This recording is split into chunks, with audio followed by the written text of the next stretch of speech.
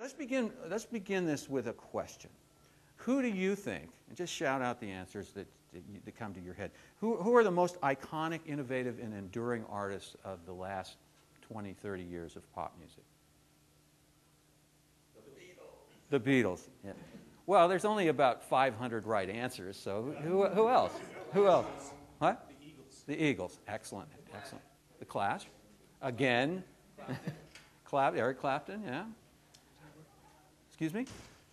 James Taylor. So then there's a lot of genres of music that are represented there, you know. I think of people like David Bowie, Bob Dylan, R.E.M., Queen, Aerosmith, Tom Petty, Sean Colvin, Mariah Carey, who's written more #1 songs than any other female artist, believe it or not. Elvis Costello, AC/DC, Judas Priest, Black Sabbath, Pearl Jam. I mean, the list goes on and on and on. And in country, of course, there's George Jones and Loretta Lynn and Merle Haggard and Alan Jackson, and, you know, the list goes on and on. I started to think, what are the things about those artists that they have in common? What are the attributes of those artists that they have in common? The first thing that occurred to me is they all have kind of a brand of their own. They all have their own individual brand, and it's not just the way they look, it's the way they sound. So they not only have an individual brand image-wise, but they also have an individual brand sonically. When you see them, you know who they are, and when you hear them, you know who they are. The second thing, that quality that I think that all of these iconic artists have in common is they have a point of view. They express a position. You kind of know where they stand. You know where the Rolling Stones stand about life by the music that they play. You know how all of these artists that we mentioned earlier, because each exhibits his, her, or their own specific attitude or point of view about the world and about life and about how they experience life. And how do they share that point of view? Through their songs. Their songs are the means by which they communicate who they are to their audience. We want to talk about what it takes to write a song for yourself as an artist and to use those songs that you're writing to market yourself to your fans, to communicate directly to those fans. Of course, when you first start writing songs, when you first start getting started, you basically emulate what you hear on the radio and what you've heard on records. For me, the first big influences that I had as a songwriter were because I was really drawn to the very, very primitive, rudimentary kind of songs that the Kinks and the Trogs did. And so my writing kind of reflected those kind of things. Although I was certainly influenced by every chord progression, every melody, every lyrical passage that I ever heard, I had my own unique voice. I had my own muse and my own intuition as a songwriter. And I needed to follow that inner voice to discover my own writing style. It was a combination of everything I'd ever heard plus my own intuition. So that's really lesson number one when it comes to an artist writing for themselves. Because remember that first quality that we talked about, that all of those artists share.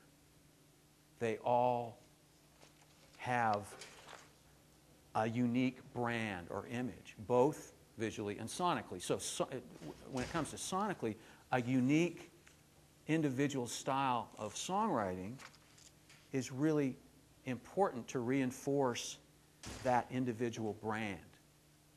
Now, an artist really wants to have their original songs be rooted in good songcraft. You want to be aware of what makes a good song and why certain songs are better than other songs and certain songs are more successful than others. But you don't want your composition to be so derivative of another writer's writing that you completely get lost in and have no identity and no individual sonic imprint. But what happens is here in this modern world of marketing over music, marketing being much more important than music,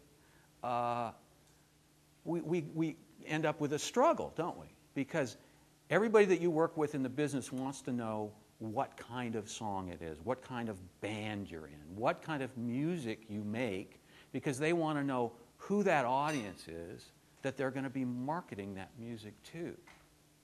You know, you've heard the question, what kind of band are you? So here's the decision. Does the artist choose to be one of those groundbreaking artists? Or do they choose to follow an acceptable, easily categorized genre? And, you know, I don't have any judgment as far as that's concerned. I think either path is risky. It's risky to try to create your own genre and your own style of music because the public may take a little while to catch on to it. It's also risky to jump into some trend because that trend just might be over.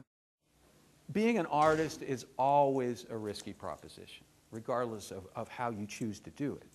But if an artist plays it smart, by letting those songs find and expand the audience for them, they can increase their chances of reaching their highest potential creative and success level.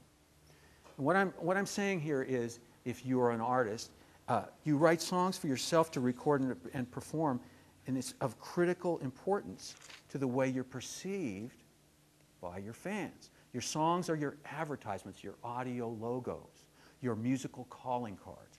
Each one makes a statement as to who you are as an artist and what you stand for. Which brings us back to the second common attribute of those icon acts. Each has his, her, or their own individual point of view.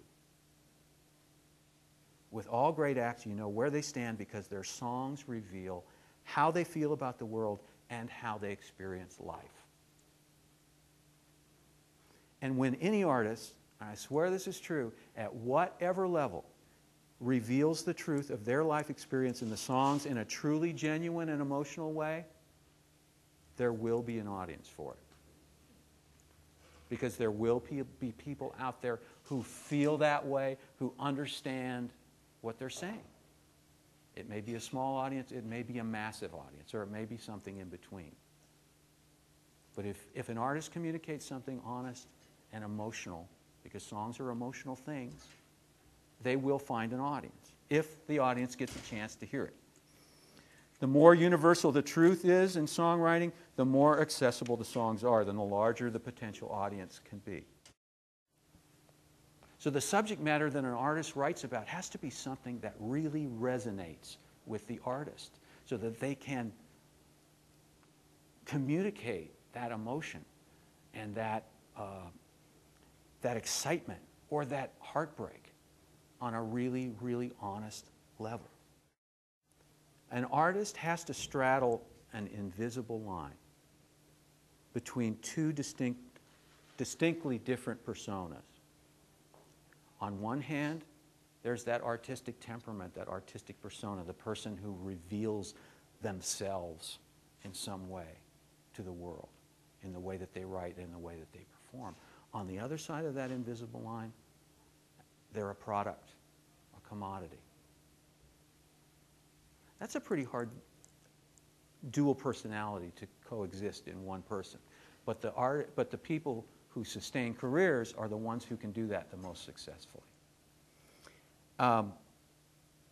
So, even though I strongly encourage an artist to write songs that truly resonate with them and to deal with emotional matter, subject matter that really resonates with them and that's totally honest, I also urge an artist to get to know their fans. Know who their fans are, what they care about, and most of all, why they love the artist. What are the most appealing qualities that that artist has? It's the artists that know this that sustain their careers. First break their careers and sustain them. Because if you don't know these things about your audience, you can't communicate effectively with them, as your songs are, for the most part, the means by which you communicate to your fans. Doesn't it make sense that an artist would choose to perform the songs that communicate most directly to those fans?